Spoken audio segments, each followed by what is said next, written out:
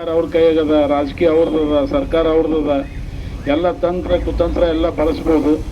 ಅದಕ್ಕೆ ಯಾರು ಏನಪ್ಪ ಹೆದರ್ಲಾರ್ದಂಗೆ ಇನ್ನೂ ಹೆಚ್ಚಿನ ಸಂಖ್ಯೆಯಲ್ಲಿ ಶಿಕ್ಷಣ ಪ್ರೇಮಿಗಳು ಬರ್ತಾರದು ನಮ್ಗೆ ಒಂದು ಭರವಸೆ ಇದೆ. ಈ ಮೊದಲು ಗುರುಪಾಟೀಲ್ ಸಾಹೇಬರು ಏನಪ್ಪ ಅಂದ್ರೆ ಅದು ಹಳೆ ತಹಸೀಲ್ಗೆ ಮಾಡೋ ಸಂಬಂಧ ಅವರು 3-4 ಕೋಟಿ ತಮ್ಮ ಅಧಿಕಾರ ಅವಧಿಯಲ್ಲಿ ಫಂಡ್ ಸಹಿತ ಹಾಕಿಸಿದ್ರು.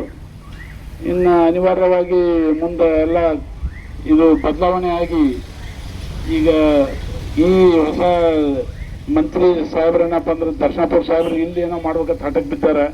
ಅವರು ಶಿಕ್ಷಣ, ಅವರು ಬಿ ಸ್ಟೂಡೆಂಟ್ ಅದಾರ, ಅವ್ರೇನು ಸುಮ್ಮನೆ ಓದಿಲ್ಲಪ್ಪ ಹಂಗ ಬಂದಿರ್ತಾರಲ್ಲ, ಅವ್ರು ವಿಚಾರ ಮಾಡಿ ಈ ಜಾಗ ಎಲ್ಲರೂ ಒತ್ತಾಯದ ಮೇರೆಗೆ ಇದು ಒಂದು ಚೇಂಜ್ ಮಾಡಿ, ಇಲ್ಲ ಅವ್ರಿಗೆ ಹಳೆ ತಹಸೀಲ್ ಅನುಕೂಲ ಆಗ್ತಿಲ್ಲ, ಇನ್ನೊಂದು ಬೇರೆ ಎಲ್ಲಾದರೂ ಸಾಕಷ್ಟು ಶಾಪುರ ಬೆಳೀತಾ ಇದೆ, ಎಲ್ಲಾದರೂ ಒಂದು ಎಲ್ಲರಿಗೂ ಒಳ್ಳೆಯ ಆಗುವ ರೀತಿಯಲ್ಲಿ ಅಲ್ಲಿ ಪ್ರಜಾಸೌಧ ನಿರ್ಮಾಣ ಮಾಡ್ಲಿಕ್ಕೆ ಯಾರು ಏನಪ್ಪ ಅಂದ್ರೆ ನಾವು ಈ ಅಭಿವೃದ್ಧಿ ಕೆಲಸಕ್ಕೆ ಯಾರು ಅಡ್ಡಿಪಡಿಸಕ್ಕೆ ಬಂದಿಲ್ಲ. ಇಲ್ಲಿ ಮುಂದೆ ದಿನನಿತ್ಯ ಪ್ರತಿಯೊಂದು ಬೇಡಿಕೆಗಳಿರ್ತಾವ, ಜನರದು ಹೋರಾಟ ಇರ್ತಾವ, ಕೆಲವೊಂದು ಸಂಘಟನೆಗಳದ್ದು ಹೋರಾಟ ಇರ್ತಾವ. ಈಗ ಪ್ರಜಾಸೌಧ ಆದ ಬಳಿಕ ಪ್ರಜಾಸೌಧ ಮುಂದೆ ನಡಲಿಕ್ಕೆ ಶುರು ಮಾಡ್ತಾವೆ. ಆವಾಗ ಇಲ್ಲಿ ಶಿಕ್ಷಣಕ್ಕಿಂತಲೂ ಇದು ಸ್ಟ್ರೈಕ ಜಾಸ್ತಿ ಆಗಿಬಿಡ್ತಾವ. ಅಂಥ ಸಮಯದಾಗ ಎಲ್ಲ ವಿದ್ಯಾರ್ಥಿಗಳಿಗೂ ಮುಂದೆ ಇನ್ನು ಕಾಲೇಜ್ಗೆ ಹೋಗೋಕೆ ಒಂದು 5 ನಿಮಿಷ ನಿಂತು ನೋಡೋಗಮ್ಮಪ್ಪ ಇದು ಏನದ ನೋಡ್ಕೋತಾ ನಿಂತಿರ್ತಾರೆ, ಅದರಿಂದ ತೊಂದರೆನೇ ಆಗ್ತದ. ಈಗ ಹಿಂಗೆ ಪ್ರತಿಯೊಂದು ಇದಕ್ಕೆ ನೀವು ಜಾಗ ಕೊಟ್ಕೊಂಡು ಹೋದ್ರೆ 83 ಎಕರೆ ಸಾಲೋದಿಲ್ಲ. ಈ ಮೊದಲೊಂದು ಏನೋ ಮಾಡ್ತೀವಿ ಲೈಬ್ರರಿ ಅದು ಅಂತೇಳಿ ಟೌನ್ ಅಲ್ಲಿ ಕೊಟ್ರಿ, ಮತ್ತು ಮುಂದೆ ಇದೊಂದು ಕೊಟ್ರಿ, ನಾಳೆ ಮತ್ತೊಂದು ಯಾವುದೋ ಬರ್ತದೆ ಸರ್ಕಾರದ ಆಫೀಸ್ ಅದೊಂದು ಕೊಟ್ರಪ್ಪ ಅಂದ್ರೆ ಶಿಕ್ಷಣ ಜಾಗ ಎಲ್ಲ ಉಳಿಯೋದಿಲ್ಲ. ಅದರಿಂದ ಮಾನ್ಯವರು ದಯಮಾಡಿ ಏನಪ್ಪ ಅಂದ್ರೆ ಪರಿಶೀಲನೆ ಮಾಡಿ ಒಂದೆಲ್ಲರಿಗೂ ಸೂಕ್ತವಾದಂಥ ಸ್ಥಳ ಆಯ್ಕೆ ಮಾಡಿ ಅಲ್ಲಿ ಪ್ರಜಾಸೌಧ ನಿರ್ಮಾಣ ಮಾಡಿದ್ರೆ ತಮಗೂ ಏನಪ್ಪ ಶಾಪುರ ಜನ ಏನಪ್ಪ ಅಂದ್ರೆ ಒಂದು ಅಥವಾ ಇದರಿಂದ ಅಭಿನಂದಿಸ್ತಾರ.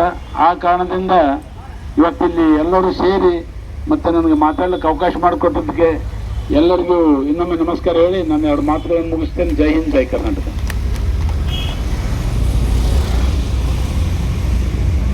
ನಮ್ಮ ಆತ್ಮೀಯರಾಗಿರ್ತಕ್ಕಂಥ ವಿಠಲ್ ಒಕ್ಕೆ ಸಾಹೇಬರಿಗೆ ಧನ್ಯವಾದಗಳು.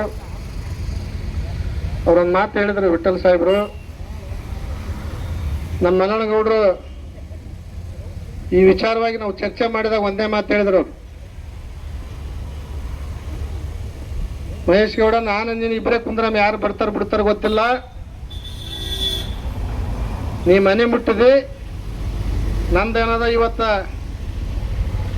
ನಾನು ಕೂಡ ಈ ಒಂದು ನಾಡನ್ನು ಬಿಡುವಂತ ದಿನದಲ್ಲಿ ನಾನು ಇದ್ದೀನಿ, ನೀ ಮನೆ ಬಿಟ್ಟಿದಿ, ನಾನು ನಾಡು ಬಿಡಕತ್ತೀನಿ. ಯಾವುದೇ ಕಾರಣಕ್ಕೂ ಇದನ್ನು ಶಿಕ್ಷಣ ಕ್ಷೇತ್ರದಲ್ಲಿ ಯಾವುದೇ ಕಾರಣಕ್ಕೂ ಕಟ್ಟಡ